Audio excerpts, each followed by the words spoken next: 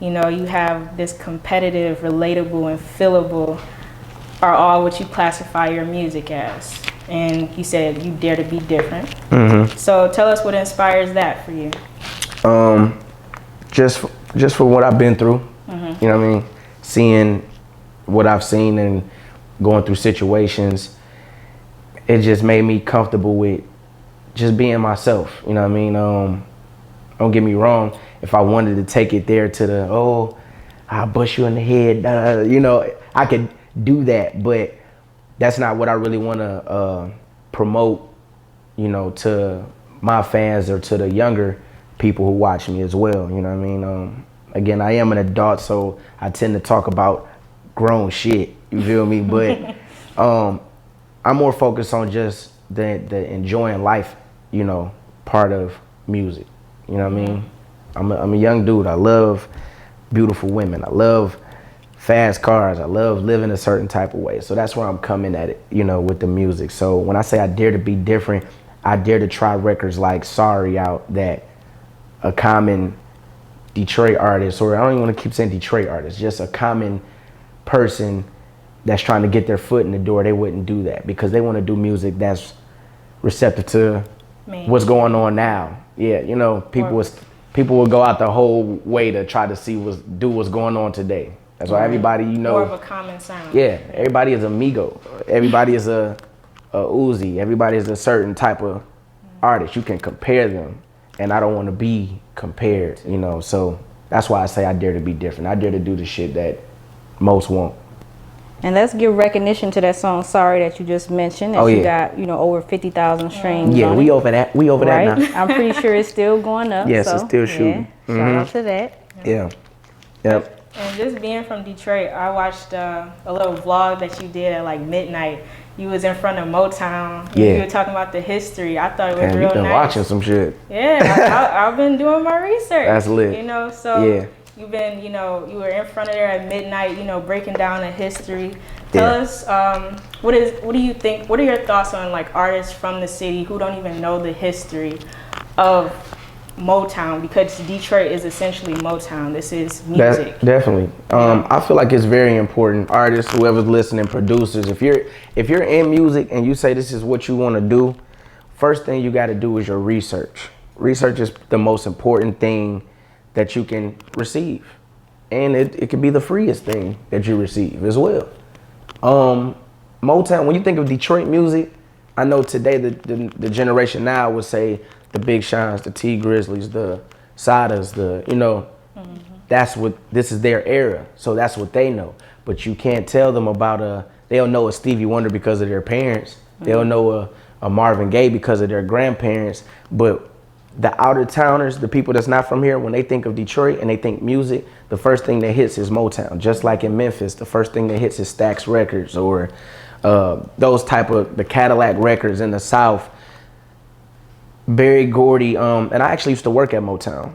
I was a tour guide there before I left and just started going full-fledged with the music. And I learned a lot, man. Barry Gordy started off with $8. And that's no exaggeration. Like $8 today is like, that ain't shit. But back then, you know, pennies was something.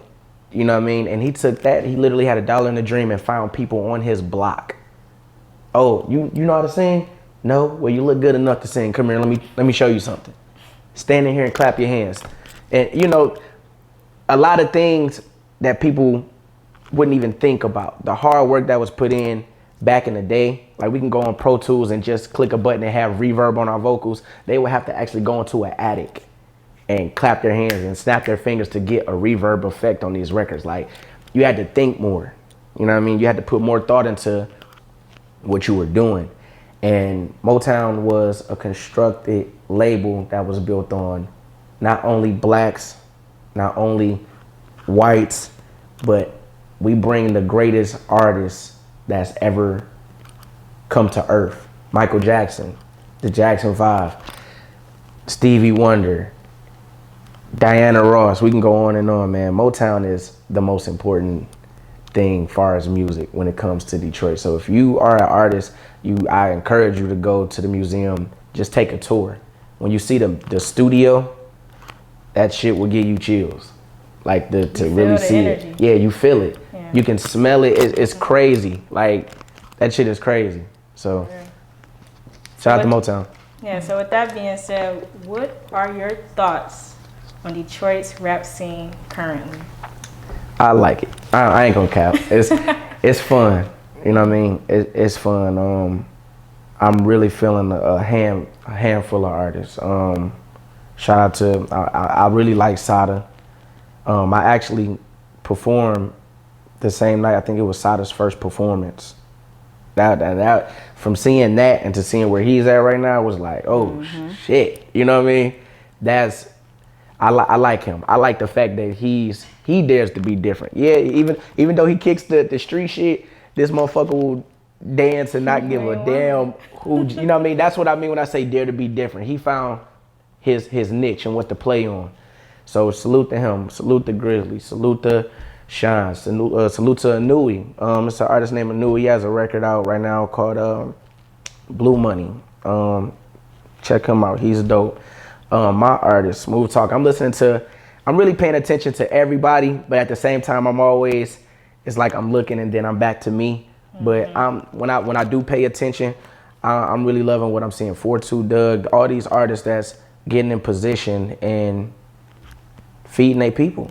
You know what I mean? That's what it's really all about. I mean, the music is the fun part, but a lot of people got to understand this shit is 20% music, 80% business. So, but I'm far as what's going on in my city, I'm very proud of every artist that's going for what they're trying to go for, because the eyes are on us for sure, you know? Yeah, we keep hearing that too, so. Yeah.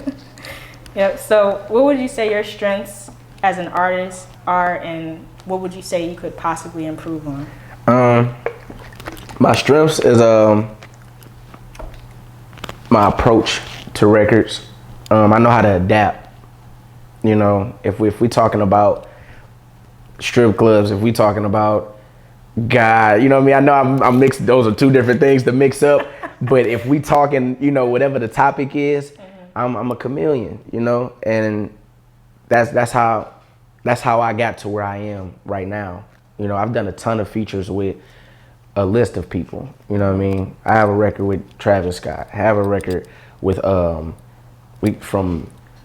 Control. A bunch of artists. Like I go to South by Southwest, meet artists, we'll link up, go to the Airbnb, do a song. Yeah, it's like whatever you on, I can be on. You feel me? And I feel like that's the true definition of an artist. You have to know how to adapt, you know, to what's placed in front of you. I've seen artists literally get in the studio and say, I can't do nothing to that. You know what I mean?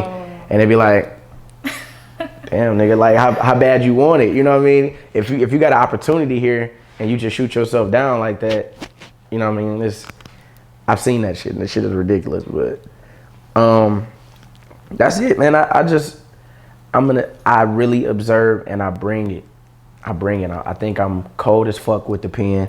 I don't want to discredit nobody else. But if you don't feel like you the fucking man at what you do, you should do something else. Like literally, I just feel like that confidence. Yeah, I feel like nobody's fucking with me. So on a writing level, when I rap, I rap. With that being said, any improvements? Hell yeah. I actually we was in the studio, me and Smooth Talk. We was in the studio and we was listening to some of our old music, and I was like, oh shit, trash. But it was like for other people who hear it, they're like, oh, that's dope, but it's trash to us because we know the improvement. Well, it was probably good for that time. It was dope as hell for that time, but when you listen to it now, you be like, what the fuck? No. But it was, we do that always. I never delete any music because I always just want to go back and critique myself to be a better artist, you know? And that's that. What are your thoughts on artists having to pay to perform? Damn, that's a good question. What I feel about artists paying to be on shows. You want to be honest? Be honest. This is the real visual outlet. All right, Platform. You gotta right. tell it like it is. Yeah. You're right. All right. Attention, artists. Don't do it, man. Yeah, I rock with you, but it's money on my mind. I took a jump off Love Bridge and almost died. Say that you love me, you gon' stay right by my side. We going back and forth like we do suicides. I think it's time for you to be a better girl. You fuck with him, ay, don't know what's better, girl. Take off your top, like my coupe, yeah, you're special, girl. The way you move it, yeah, you know God done bless you, girl. Call me when you walk. I be in them streets, we ain't gotta take out, get some Uber Eats. Tell me all your dreams while we cuddle in the sheets. Touching on this, baby, you a freak. Now who you talking to when you say you're leaving? No, we ain't through, baby girl, you're tweaking. I can make your love come down, how you leaking. 8 Fox with a dab of a little Jada Pinkett, she gon' set it off.